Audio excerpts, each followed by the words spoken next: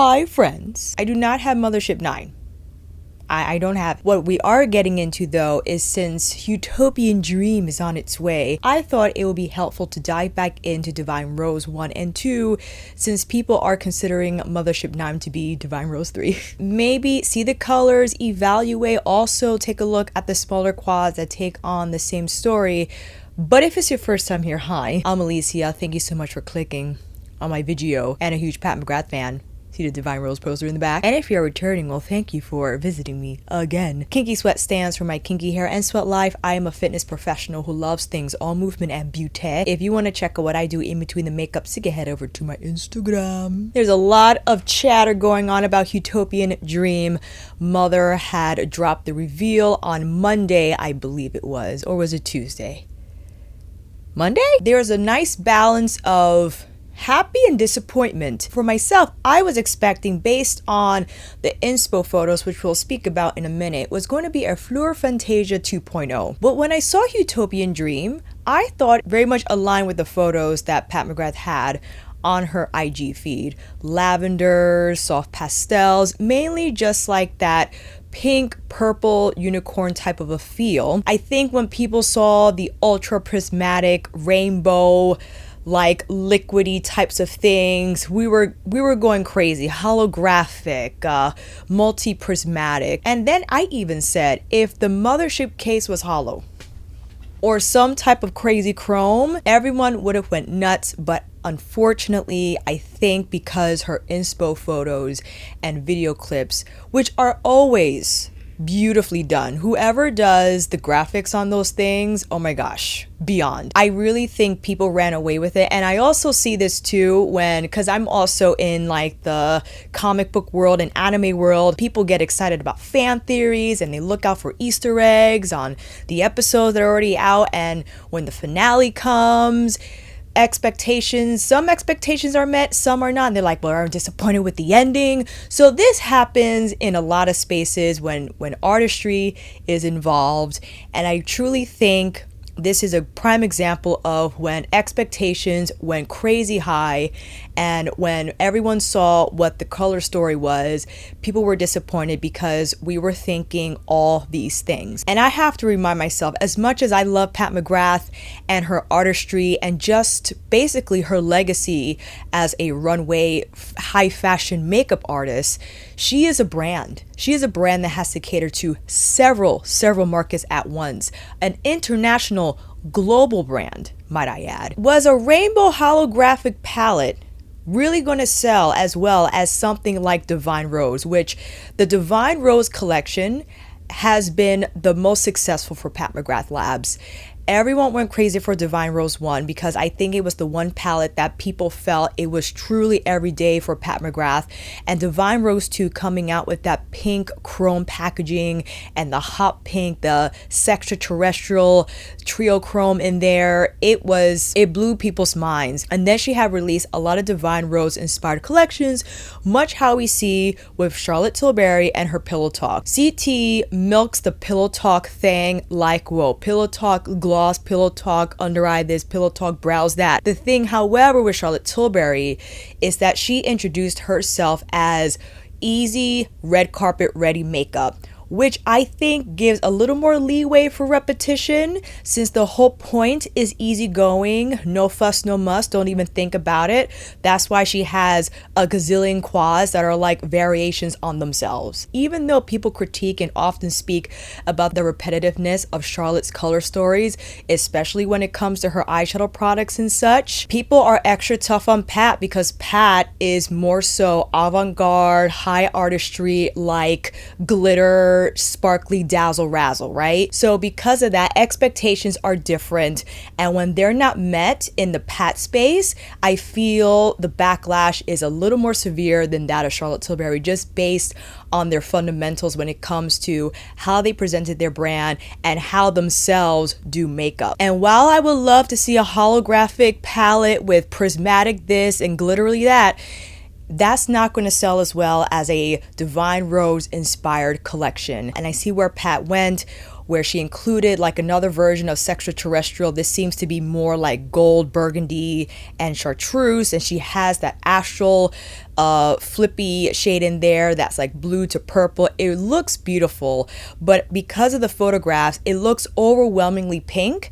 But I just want to see it in person because a lot of these colors might be more distinct than how they appear online. So I'm not going to share my disappointment or my celebration, my enthusiasm until I get the palette and see it for myself. So I thought today we can go over the color stories that already exist in the Divine Rose family, and when we see Huetopian Dream, we can decide if it's something that we truly need or not. You know, we're just setting up the basis, fam. So if you're disappointed with Pat's release, that's okay. I had expectations of seeing more pastels, but I also understand that might not be smart to have in a big mothership that she wants to sell more than maybe her quads, right? She wants to include colors that everybody can use, that everyone will feel comfortable and not intimidated to use. And her being a runway artist, you don't have time to create super elaborate looks unless, of course,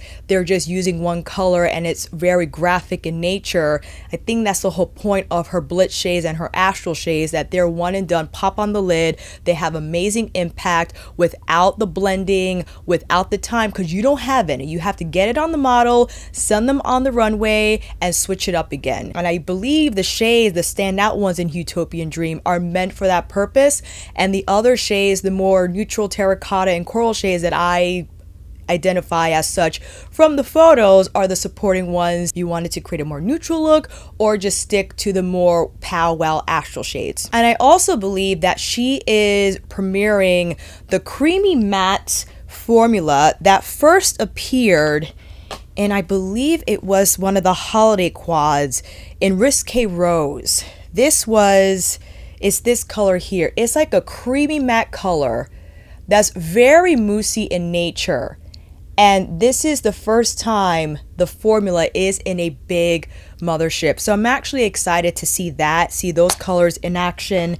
And the quads that I have that I feel, almost dropped it, kind of speak to the Divine Rose portfolio is Eternal Eden. This is the Divine Rose Lewks quad. Risque Rose, which released with her Celestial Divinity holiday collection. Fleur Fantasia, which I thought was going to be the inspiration for Huetopian Dream, also from Celestial Divinity holiday. And this is from holiday 2019. I believe this is, the names, I keep forgetting the names. Ritualistic Rose, which has like more of the Blitz shades. All of them are Pat special formula shades. With all that said, why don't you come a little closer after that dissertation? That's enough. So mom just said dinner's ready and I haven't even started this eye look.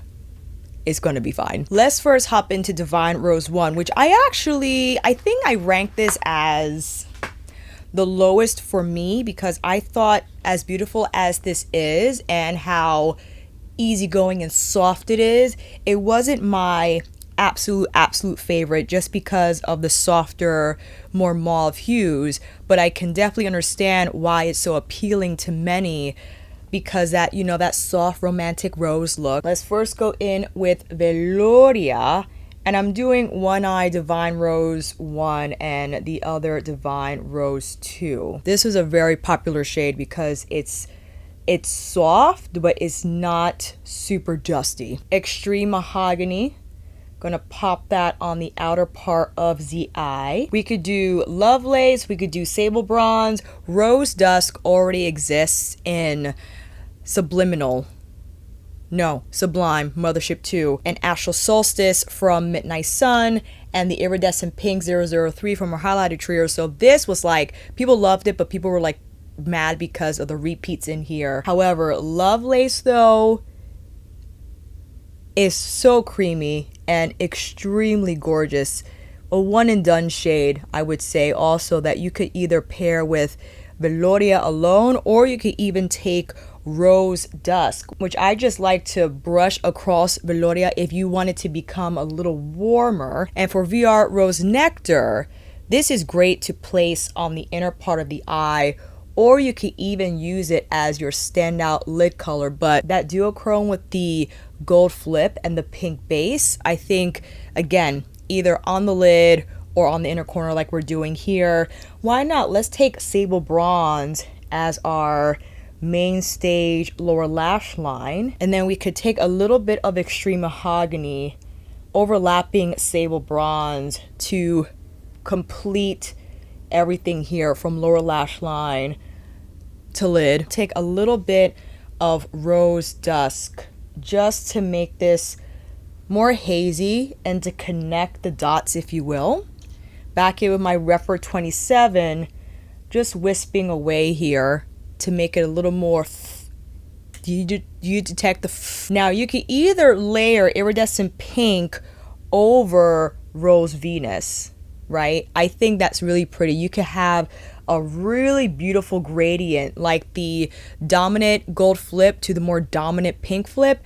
You could even take Astral Solstice and just carefully dab it right on the center of Lovelace, and look how that just bumps up the shine and just the razzle dazzle. And once this settles, you saw you don't need a lot, it melts into the skin, and the sparkle effect is outrageously good. So this is the Divine Rose eye. You see is a lot softer in nature than a lot of looks that you could do either from Bronze Seduction or even Midnight Sun, my personal fave. But let's go into Divine Rose 2, which really knocked people's socks off. Although some were like, it's a little too punchy for them, and I get it, because you see here is more hot pink. And I think because of this color, like, we have to compare these two to Huetopian Dream, because there are two shades in there that look like these. And I think that's why people are like, for real? This is just Divine Rose 3. So let's go into Naked Blush, which one of my favorites, not only for the eyes, but also for the cheeks. This as a blush, which this is why I actually rank this higher than Divine Rose. One, because there are a lot more colors in here you can use on your cheeks versus that in Divine Rose 1. Extreme Burgundy on the outer V. It has a little more plum versus Extreme Mahogany. You see Extreme Mahogany, or maybe is it more plummy and Extreme Mahogany is more eggplant? Let me know down below. Oh, look at that. We're getting crazy in here. Divine Dusk, Sextraterrestrial. You know what we gotta do? Sextraterrestrial. I'm just taking my finger and putting it over the lid. Again, this is like one of those things where high impact shade, all you need is a little dab and you're done. And depending on how you turn the eye will determine if it looks more pink, looks more green. Chartreuse. Bronze Rosé, I'm putting on the inner part of the eye, bringing it into Naked Blush a little bit, you know. Divine Dusk we'll use as our lower lash line shade. It's just so pretty. This also just on the lid too. Skin Show Rose Opal on the inner corner, which I love also as highlight. Let's quickly put on some Skin Fetish M16, which is far too light. It's fine. Mixing in some Auric Citrine to maybe even out what's happening with the M16. Gonna mix that all together. Ooh, I might have to put on a little more foundation, but we shall see. LM12 under the eye. And let's be careful with how we blend this out. My Sonia G brushes are below me, and if I feel like if I move, everything's gonna fall. It's one of those things, fam. I definitely would have loved to use her small concealer right now, but we're using the Tuckahoe. A little bit of Pat's light medium Palja, and also with the exception of Divine Rose 1, which I bought November of, was it 2020 or 2019, that was exclusively available on the Selfridges app, and it like everyone went crazy because everyone was trying to buy and figuring out like, how do you get this freaking palette?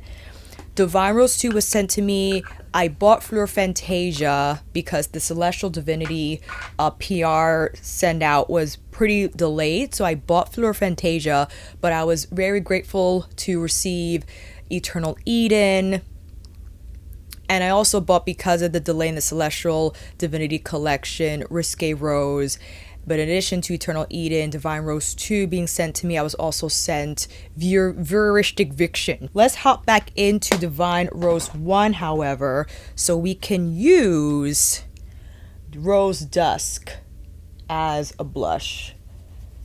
And as you can see, it does pack a punch, but you could blend it out pretty well, so you could add a little bit of sculpt if you wanted.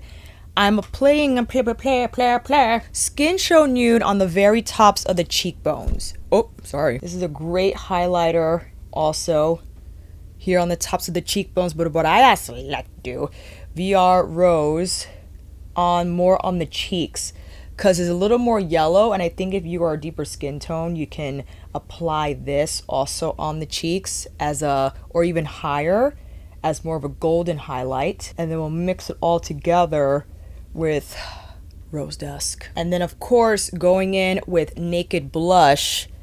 This is so beautiful on the cheeks and definitely looks warmer than Rose Dusk. Rose is more like a rose, while Naked Blush is more of like a coral shade. But what I like to do is take Rose Seduction and bracket everything, so you could place it higher on the cheekbones here and create that really beautiful gradient of color. It coming from more of a hot pink hue into the more coral hue from the Naked Blush color. And of course the Skin Show right here on the cheekbones. And because of that, it's going to have a little more of a pink shift since it's being layered over Rose Seduction.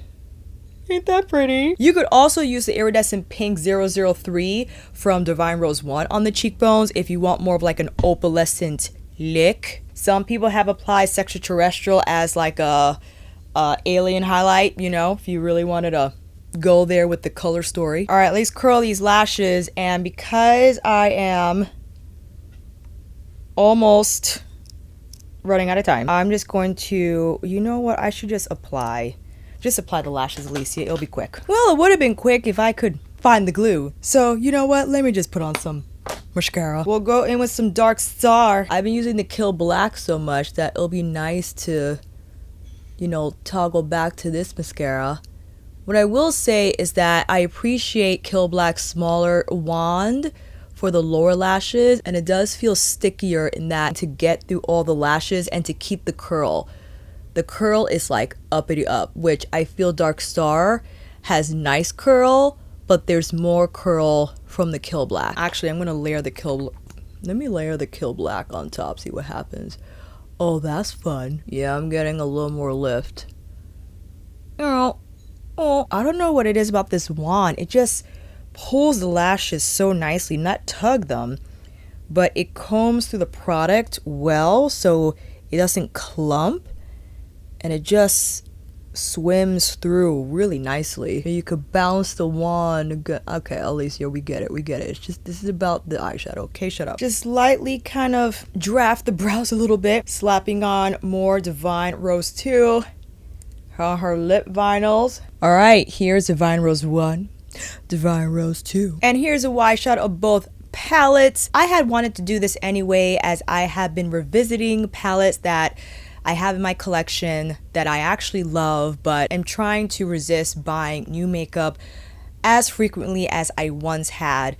But I thought maybe we should dive back into these two specifically with the introduction of Huetopian Dream, and also I'm more than happy to film with the quads also. So when Huetopian Dream comes out, we have these videos and we could be like, okay, that looks like that, this looks like this, we could expect a kind of whatever from that. And also for my own head, I could reacquaint myself with these shades.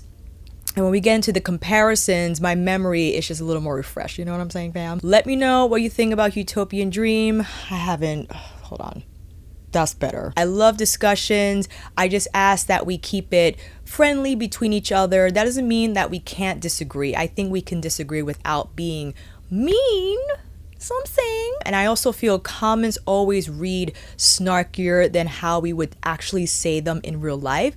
So whatever you read, just put a more neutral filter on it and just go in with the headspace that no one, I don't think, is yelling at you through the comments. They're just expressing their view. It might not sound super warm and friendly like they were telling you in person, but I look forward to what everyone has to say. And yeah, can't wait to mid-August. Is that when it's coming out? So we can have all the Divine Rose colors to play with and talk about when it arrives. I don't know if I'm going to get in PR. I've been so grateful to have received as much PR as I have from Pat McGrath Labs. Whether or not I'm getting in PR, I'm buying it. I have all her motherships, and it's just, I need them all. However many she comes out with, I'm getting them. I'll see you down in the comments, fam. And with that said, that is a wrap. Thank you all so much for watching. I hope this video helped. And if you like this video, please give it a thumbs up and maybe consider subscribing to my channel. And until then, I will see you on here again with another tutorial, Pat McGrath Labs Mothership Extravaganza, monthly favorites, or vlog. Take care, and I will see you again soon.